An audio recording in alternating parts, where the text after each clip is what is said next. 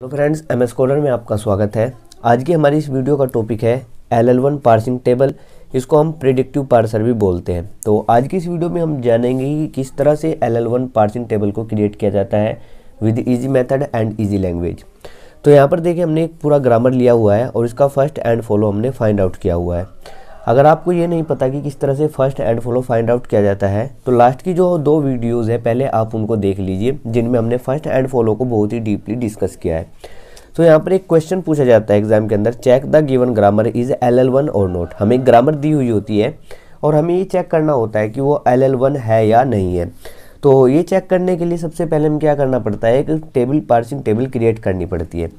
Parsing table create करने के लिए हमें क्या करना होता है कि जो हमारे ग्रामर में जितने भी नॉन टर्मिनल या फिर वेरिएबल्स होते हैं उनको हम रो बाय रो यहाँ पर ले लेते हैं, और जितने भी टर्मिनल्स होते हैं ग्रामर के अंदर उसको हम कॉलम बाय कॉलम ले लेते हैं। तो यहाँ पर देखिए, हमारे पास जितने भी यहाँ पर नॉन टर्मिनल है जिसको हम वेरिएबल भी बोलते हैं, वो हमने यहाँ पर रो बाय रो ले लिया है। और इस ग्रामर के अंदर जितने भी हमें टर्मिनल्स दिए हुए हैं वो हमने उन सबको हमने यहाँ पर ले लिया है। और लास्ट में हमने यहाँ पर क्या किया है, डॉलर को पुट कर दिया है। इसमें हम एप्सिलॉन को यूज़ नहीं करते बट डॉलर को यूज़ करते हैं। तो सबसे पहले देखिए कि हमें इसमें एंट्री कैसे भरनी है। यहाँ पर ये जो आपको रो और कॉलम दिखाई दे रही है, इसमें हम किस तरह से एंट्री भरेंगे। तो यहाँ पर ई है, तो पहले आप इस ग्रामर में जो ये ई है, इस प्रोडक्शन को हम भरेंगे ई वाली रो में। यानी कि जो आपको रो दिखाई दे रही है ई के सामने, इसमें हम क्या भरेंगे, इस ई के प्रोडक्शन को भरेंगे। यानी कि जो आपको ये ई का प्रोडक्शन दिखाई दे रहा है यहाँ पर ई टाइम्स टू TA, इसको भरेंगे हम यहाँ पर इस रो में। बट किस कॉलम में भरेंगे उसको जानने के लिए ये जो ई के सामने आपको ई का फर्स्ट दिखाई दे रहा है उसको देखिए। तो ई का फर्स्ट क्या है यहाँ पर, ओपनिंग ब्रैकेट एंड ID। तो यहाँ पर ओपनिंग ब्रैकेट वाले कॉलम में एंड ID वाले कॉलम में हमको क्या भरना है, ई टाइम्स टू TA।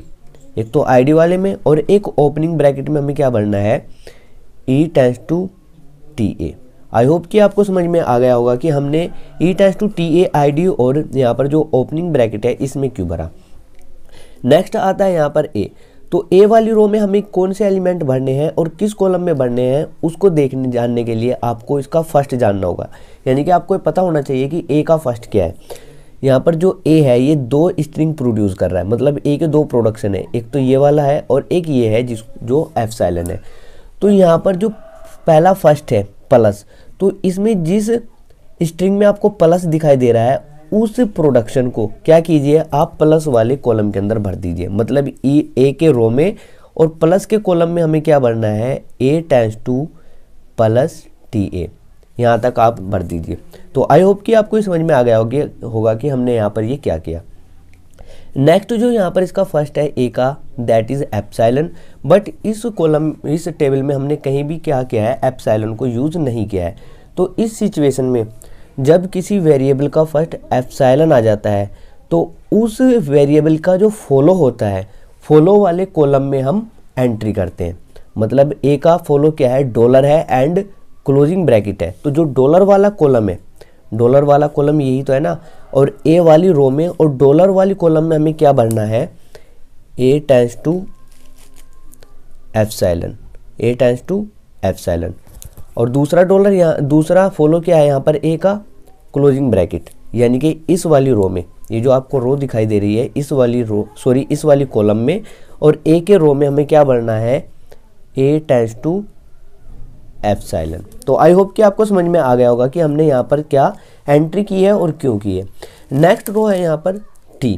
तो T वाली रो में हमें क्या एंट्री करनी है और किस कॉलम में करनी है वो जानने के लिए जो T का फर्स्ट है उसको देखिए। T का फर्स्ट में कौन कौन से एलिमेंट है, एक तो ओपनिंग ब्रैकेट है और एक ID है। तो ओपनिंग ब्रैकेट वाले कॉलम में, तो ओपनिंग ब्रैकेट वाली कॉलम यही है और T वाली रो में ओपनिंग ब्रैकेट वाला कॉलम ये है और T वाली रो है। तो इस वाली सेल के अंदर हमें क्या भरना है, इस प्रोडक्शन को। यानी कि जो T का प्रोडक्शन है, T का प्रोडक्शन क्या है यहाँ पर, T टाइम्स टू FB। और सेकंड जो एलिमेंट है यहाँ पर T के फर्स्ट में, दैट इज ID। तो T वाले कॉलम रो में और ID वाली कॉलम में हमें क्या लेना है, T टाइम्स टू FB। अब नेक्स्ट यहाँ पर रो में क्या है, यहाँ पर बी है, यानी कि जो वेरिएबल बी दिखाई दे रहा है इस वाली रो में हमें एंट्री करनी है, बट किस कॉलम में करनी है और क्या एंट्री करनी है वो जानने के लिए हमें क्या करना होगा, बी का जो फर्स्ट है उसको देखिए। बी का फर्स्ट क्या है, मल्टीप्लिकेशन एंड एप्सिलॉन, और अगेन बी के यहाँ पर दो प्रोडक्शन है, एक तो ये है और एक ये है। तो पहले हमें ये जो प्रोडक्शन है इसका बी का जो फर्स्ट वाला स्ट्रिंग है पहले इसको लीजिए, और यहाँ पर जो मल्टीप्लिकेशन दिखाई दे रहा है मल्टीप्लिकेशन वाली कॉलम के अंदर, यहाँ पर देखिए मल्टीप्लिकेशन वाली कॉलम के अंदर और बी वाली रो के अंदर हमें क्या भर देना है, B tends to multiplication F and B. I hope कि आपको ये समझ में आ गया होगा कि हमने यहाँ पर क्या किया। और नेक्स्ट यहाँ पर फर्स्ट क्या दिखाई दे रहा है, एप्सिलॉन दिखाई दे रहा है, बट इस टेबल के अंदर कहीं भी हमने एप्सिलॉन नहीं लिया है। तो इस सिचुएशन में जब किसी वेरिएबल का फर्स्ट एप्सिलॉन हो तो उस वेरिएबल के हम क्या करते हैं, फॉलो को देखते हैं और फॉलो के अंदर जो एलिमेंट है उन एलिमेंट के कॉलम के अंदर हम एंट्री कर देते हैं। तो यहाँ पर बी का फॉलो क्या क्या है, एक तो प्लस है, डॉलर है एंड क्लोजिंग ब्रैकेट है। तो सबसे पहले प्लस वाली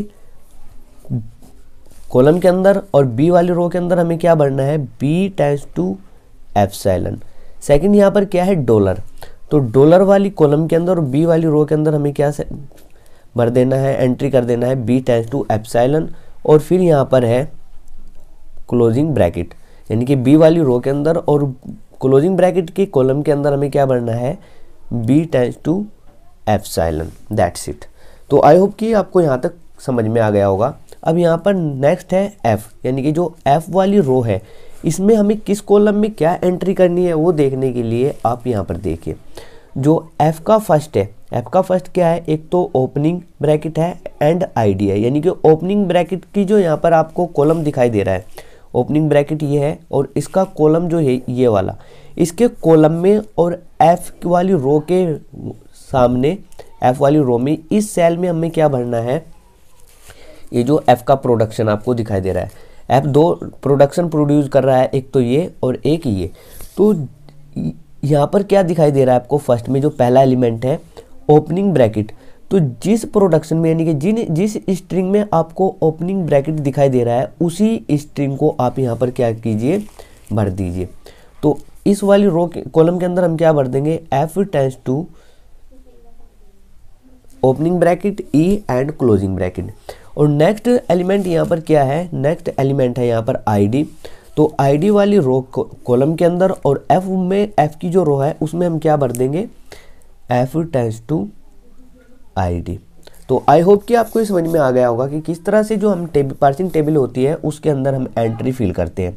अब हमें ये चेक करना है कि ये जो ग्रामर हमें दी हुई है ये LL1 है या नहीं। ये चेक करने के लिए हमें सिर्फ इतना देखना है कि जो हमने यहाँ पर एंट्री की है किसी सेल के अंदर अगर एक से ज़्यादा एंट्रीज आ जाती है तब वो ग्रामर LL1 नहीं होता। अगर हर सेल के अंदर केवल एक ही एंट्री होती है तब वो ग्रामर क्या होता है, LL1 होता है। तो यहाँ पर देखिए जितनी भी हमने एंट्री की है उनमें केवल एक ही एंट्री है हर सेल के अंदर, तो इसीलिए ये ग्रामर क्या है, LL1 है। तो चलिए हमें एक ग्रामर और लेके देखते हैं, एक एग्जाम्पल और लेते हैं जिसमें हम इस कॉन्सेप्ट को और डीपली समझ लेंगे कि ग्रामर LL1 है या नहीं है। तो देखिए फ्रेंड, यहाँ पर हमने एक और एग्जाम्पल लिया हुआ है और इसका हमने फर्स्ट एंड फॉलो पहले से फाइंड आउट किया है। हमें ये चेक करना है कि ये एग्जाम्पल जो हमने लिया है जो इसमें ग्रामर है वो LL1 है या नहीं है। तो यहाँ पर देखिए जो एस प्रोड्यूस कर रहा है वो 3 स्ट्रिंग प्रोड्यूस कर रहा है, 1, 2 एंड 3। हमें ये चेक करना है कि ये ग्रामर LL1 है या नहीं है। तो सबसे पहले हम यहाँ पर जो रो बाय रो हम क्या करते हैं, यहाँ पर नॉन टर्मिनल ले लेते हैं और कॉलम बाय कॉलम हम ले लेते हैं टर्मिनल जो हमें ग्रामर के अंदर दी हुई होती है।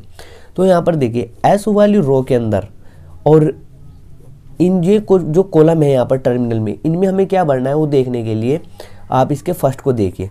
तो जो एस के फर्स्ट है इसके अंदर 3 एलिमेंट है, ए, बी एंड एप्सिलॉन।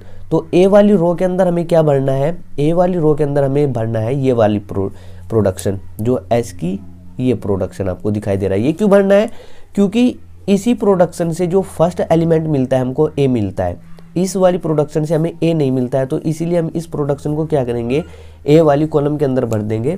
तो यहाँ पर आ जाएगा S tends to A S B S.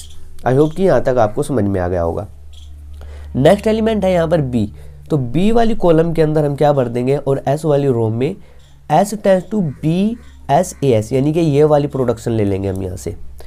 तो S टेंड्स टू BSAS, और लास्ट यहाँ पर जो एलिमेंट मिलता है दैट इज़ एप्सिलॉन। बट इस टेबल के अंदर कहीं भी हमने एप्सिलॉन को यूज़ नहीं किया है, तो इस सिचुएशन में हम क्या करते हैं, ये जो लेफ्ट में आपको वेरिएबल दिखाई दे रहा है, इसके फॉलो के अंदर जो एलिमेंट होते हैं उन एलिमेंट के कॉलम के अंदर हम एंट्रीज फिल करते हैं। तो इस फॉलो के अंदर कितने एलिमेंट है, 3 एलिमेंट है, $A एंड B।